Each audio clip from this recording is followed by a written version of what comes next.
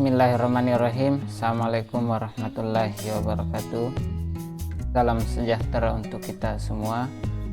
Semoga kita senantiasa diberi kesehatan. Pagi ini kita akan belajar bahasa Indonesia. Tema tentang teks prosedur bagian 2, karena kemarin saya sudah jelaskan di bagian 1 mengenai masalah pengertian, kemudian jenis, unsur-unsur, struktur. Nah, sekarang kita akan membahas masalah kaidah kebahasaan teks prosedur. Ini ya. Selanjutnya ini di bagian pertama ya, karena kaidah kebahasaan teks prosedur ini terbagi menjadi 4 bagian. Nah, yang pertama kita langsung jelaskan.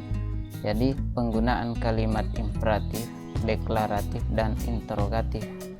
Di bagian A, kalimat imperatif dapat disebut juga sebagai kalimat perintah. Ciri utama kalimat ini adalah penggunaan kata kerja di awal kalimat. Misalnya, tulislah jawabanmu di kertas. Selain itu, cara mengidentifikasi kalimat imperatif adalah dengan melihat kata kerjanya. Kalimat imperatif biasanya menggunakan kata kerja dasar atau kata kerja yang berakhiran kan, lah, atau i. Contohnya yang berakhiran kan: temukan, temukanlah, tulis, tulislah, atau tulisi, kurangi, dan sebagainya. Selanjutnya di bagian B, kalimat deklaratif dapat juga disebut sebagai kalimat pertanyaan atau kalimat berita. Kalimat deklaratif bertujuan untuk menyampaikan informasi tanpa mengharapkan respon dari pembaca atau lawan bicara. Sifatnya hanya memberitahukan saja tanpa perlu ada respon. Contohnya, air yang sudah matang ditandai dengan adanya gelembung udara di dalamnya. Selanjutnya, kalimat di atas sifatnya hanya memberitahukan kepada pembaca bahwa air yang matang ditandai dengan adanya gelembung. Kalimat tersebut tidak menuntut respon pembaca seperti kalimat perintah, ajakan, larangan, atau pertanyaan. Selanjutnya, kalimat deklaratif atau biasa disebut dengan kalimat pertanyaan yang dapat mudah diidentifikasi dengan adanya tanda tanya.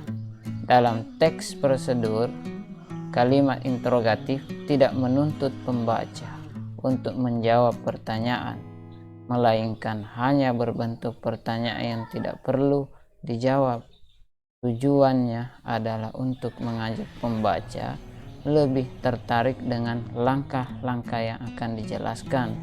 Misalnya kalimat interrogatif yang terletak di awal dan di akhir teks. Contoh, apakah Anda tahu jika mie instan bisa juga diolah menjadi masakan mewah?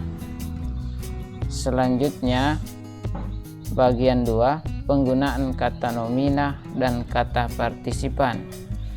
A.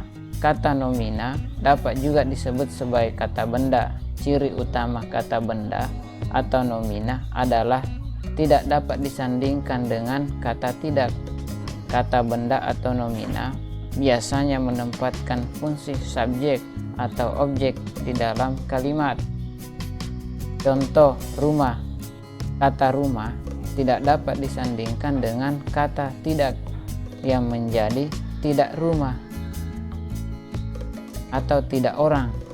Gabungan kata tersebut tidak berterima dalam bahasa Indonesia, dengan kata lain tidak tepat. Selanjutnya bagian B, partisipan berarti orang yang ikut berperan dalam suatu kegiatan. Partisipan merupakan pelaku atau orang yang terlibat dalam teks prosedur. Sederhananya, kata partisipan adalah kata yang merujuk kepada orang atau pelaku.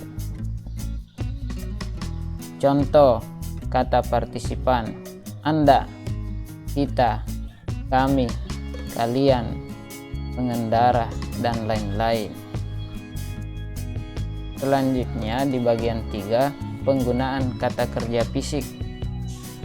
Jadi kata kerja fisik ini merupakan kata kerja atau verba yang mengacu kepada tindakan fisik.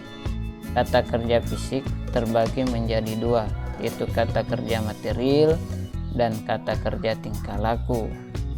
Kata kerja material merupakan kata kerja yang menunjukkan tindakan fisik yang dapat dibayangkan tindakannya atau bisa dilihat tindakannya. Contoh, menulis. Mampu kita melihat tindakan orang tersebut. Membaca, sama, mampu juga kita melihat. Kemudian menyetir mobil, mampu kita melihat bahwa mobil ini arahnya kemana kalau disetir seperti ini, dan sebagainya. Selanjutnya, kata kerja tingkah laku merupakan kata kerja yang berupa tindakan yang dilakukan dengan ungkapan. Maksudnya, kata kerja ini sulit dilihat atau dibayangkan tindakannya. Contoh kata kerja tingkah laku: menerima. Kita tidak bisa atau tidak mampu melihat menerima itu seperti apa, tetapi kita hanya mampu merasakan. Menolak, misalnya kita menolak tentang ajakan orang lain, kita tidak mampu melihat menolak itu seperti apa, tetapi hanya bisa dirasakan.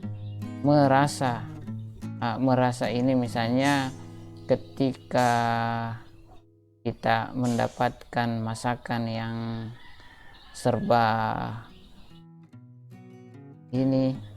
serba manis, kita tidak mampu menakarkan bahwa manis itu bentuknya seperti apa, tetapi hanya mampu kita merasakan manisnya minuman itu atau manisnya kue itu.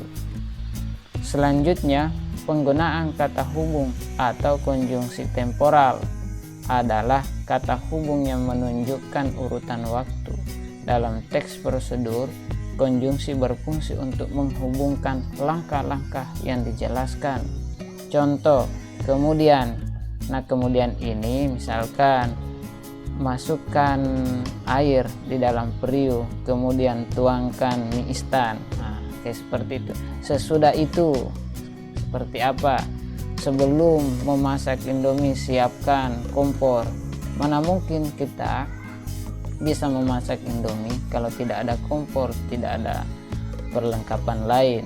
Lalu selanjutnya, berikutnya, pertama, mula-mula, awalnya, terakhir, akhirnya, pertama, kedua, dan sebagainya sampai siap untuk dihidangkan. Nah, ini. Terima kasih.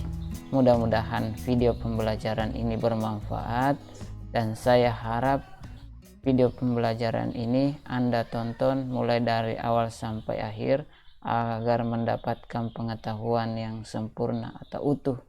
Nah, jadi kita akhiri saja pertemuan ini.